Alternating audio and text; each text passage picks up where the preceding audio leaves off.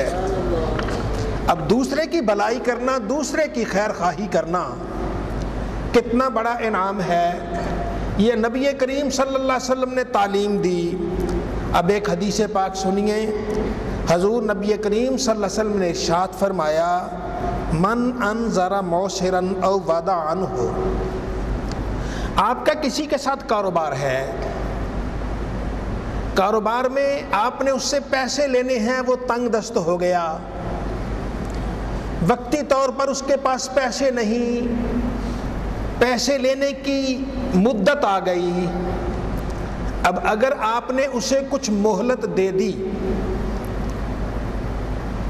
آپ نے اسے کچھ مہلت دے دی، یا اس کے حالات کو دیکھ کر آپ نے اسے معاف کر دیا، دو صورتیں، یا معاف کر دیا یا صرف مہلت ہی دے دی، ارے اللہ کے بندے اس مہینے نہیں صحیح تو اگلے مہینے پیسے مجھے دے دینا، اتنی ہی بات سے اللہ کے نبی صلی اللہ علیہ وسلم نے ارشاد فرمایا، اذلہ اللہ یوم لا ذل الا ذلہ، اللہ اسے اس دن سائے میں جگہ دے گا جس دن رب کے سائے کے علاوہ کوئی سایہ نہیں ہوگا۔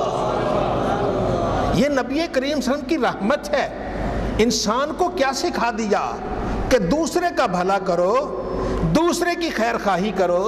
اگر آپ کا کسی کے ساتھ معاملہ ہے، کاروبار ہے، کوئی تنگ دست ہو جاتا ہے، یہ انسان کے لیے آتے رہتے ہیں وقت، تو اسے آپ مہلت دے دیتے ہیں یا معاف کر دیتے ہیں، اس کا فائدہ کیا ہوگا کہ جس دن کوئی سایہ نہیں اس دن اللہ سائے میں جگہ عطا فرمائے گا، وہ 50,000 سال لمبا دن اللہ رب العزت اپنے عرش کے سائے میں جگہ دے دے گا۔ یہ انعام کیسے ملا؟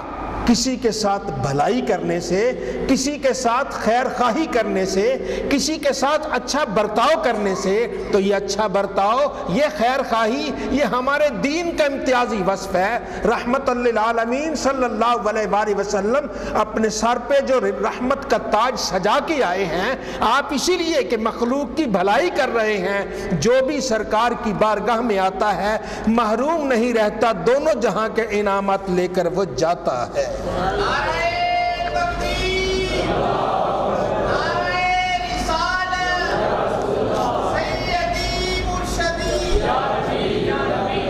اب حضرت ابو ہریرہ رضی اللہ تعالیٰ عنہ آپ سے مروی ایک حدیث پاک سنیے، قال رسول اللہ صلی اللہ علیہ وسلم، حضور نبی کریم صلی اللہ علیہ وسلم نے ارشاد فرمایا، من آتک رقبۃ مسلمۃ، جس نے کسی مسلمان گردن کو آزاد کیا، کسی مسلمان کو آزاد کر دیا۔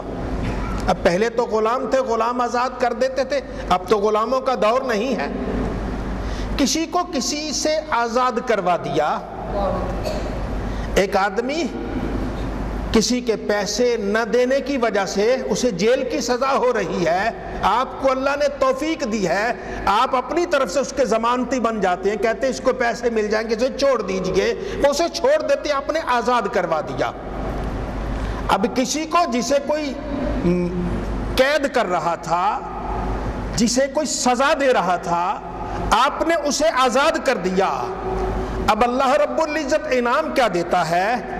کسی مسلمان بھائی کو آزاد کروانے والا، اس کو مصیبت سے چھڑوانے والا، اس کی اذیت دور کرنے والا، اس کو پریشانیوں سے نکالنے والا، فرمایا آتک اللہ بکل عضو منہا عضو من النار، اس کے جتنے اعضاء ہیں اللہ ہر عضو کے بدلے اس کے عضو کو جہنم سے آزاد فرما دے گا۔ گویا انسان ہے، ایک پورے انسان کو آپ نے آزاد کر دیا، رب تعالیٰ پورے کے پورے کو جہنم سے آزاد کر دے گا۔ تو جہنم کی آزادی نبی کریم صلی اللہ علیہ وسلم نے بڑی سستی بنا دی ہے۔ اے مسلمان، اے بھائی، کسی کے کام آ جاؤ، کسی کی خیر خواہی کر لو، کسی کی پریشانی دور کر لو، اور کسی کو آزاد کر دو۔ کوئی کسی قرض کے بوجھ تلے ہے، اس کو قرض سے آزاد کر دو۔ کوئی کسی پریشانی میں ہے، پریشانی میں نجات دے دو۔ مصیبت میں ہے، مصیبت مصیبت سے چھٹکارا دے دو، اس کا انعام کیا ہوگا؟ قیامت کے دن اللہ ذوالجلال جہنم سے آزاد کر دے گا۔ یہ تھوڑا انعام نہیں، بہت بڑا انعام ہے۔ فمن زحزح عن النار وادخل الجنۃ فقد فاز۔ ہاں، جسے جہنم سے بچا لیا گیا، جنت میں داخل کر دیا گیا، حقیقی کامیاب وہی ہے۔ کامیابی چاہتی ہیں تو آئیے آج کسی کا بھلا کر لیجئے۔ وہ رحمت للعالمین فرماتے ہیں جو ساری کائنات کا بھلا بن کے آئے ہیں، کسی کی خیر خواہی تم کر دو، نیلی چھت والا تمہاری خیر خواہی فرما دے گا۔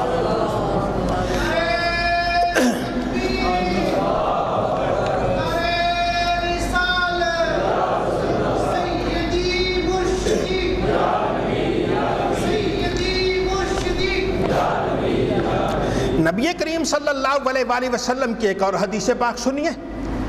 اللہ کے پیارے نبی صلی اللہ علیہ وآلہ وسلم کیا فرماتے ہیں؟ فرمایا ایک آدمی کسی جنگل میں جا رہا تھا، اوپر بادل جا رہا تھا، بادل سے آواز سنی، اور بادل سے آواز کیا آتی ہے کہ فلاں آدمی کے باغ کو پانی پہنچاؤ۔ اوپر کو فرشتہ ہے جو بادل کا منتظم ہے، وہ بادل سے کہہ رہا فلاں جگہ جاؤ اور فلاں جگہ فلاں علاقے میں برسو، اور برس کے تم فلاں کے باغ کو سیراب کرنا ہے۔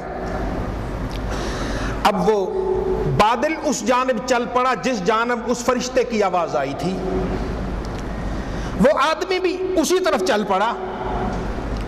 ایک جگہ بادل برسنا شروع ہوا، اب وہ زمین کی بناوٹ ایسے تھی کہ پانی سارا اکٹھا ہوتا گیا، اکٹھا ہو کے ایک نالی میں بہنا شروع کر دیا۔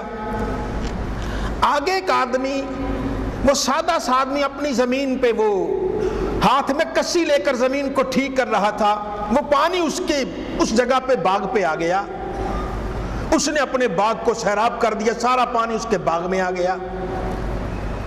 اب اس کے بعد جب وہ پورے باغ کو سیراب کر چکا تو یہ آدمی سارا منظر دیکھ رہا تھا، اس سے پوچھتا ہے ارے اللہ کے بندے تیرا نام کیا ہے؟ ارے اللہ کے بندے تیرا نام کیا ہے؟